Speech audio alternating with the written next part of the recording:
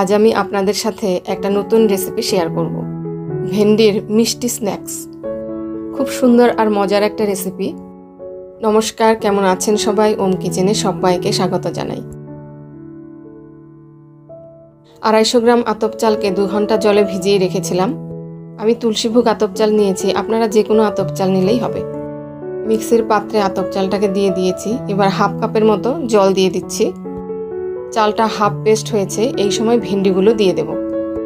ভেন্ডির মাথা আর পিছনটা ফেলে ছোট ছোট টুকরো করে নিচ্ছি। 250 গ্রাম আতপ চালে আমি 6টা ছোট ছোট ভেন্ডি দিয়েছি। স্বাদ মতো নুন দিয়ে আবার এটাকে পেস্ট করে নেব। দেখুন, খুব সুন্দর একটা পেস্ট তৈরি হয়ে গেছে। এবার একটা পাত্রে ঢেলে নিচ্ছি। ঘোলটা দেখে নিশ্চয়ই বুঝতে পারছেন, খুব বেশি পাতলাও হবে না, আবার ঘনও হবে না, মাঝারি রাখলেই হবে।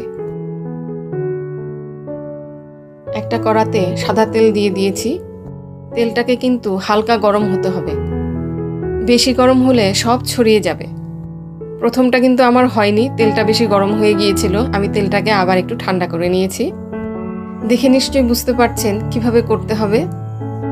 এবার গ্যাসের আঁচটাকে মাঝারি করে দিতে হবে।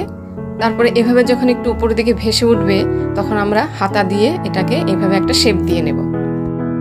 এই শেপটা না দিলেও চলবে, যেভাবে ছিল ওভাবেও নামালে হবে, কিন্তু দেখতে একটু সুন্দর হয়। বেশ লাল করে কড়া করে একটু ভেজে নেবেন, মুচমুচে হবে, খুব সুন্দর হয় খেতে। আরেকটা করে দেখাচ্ছি।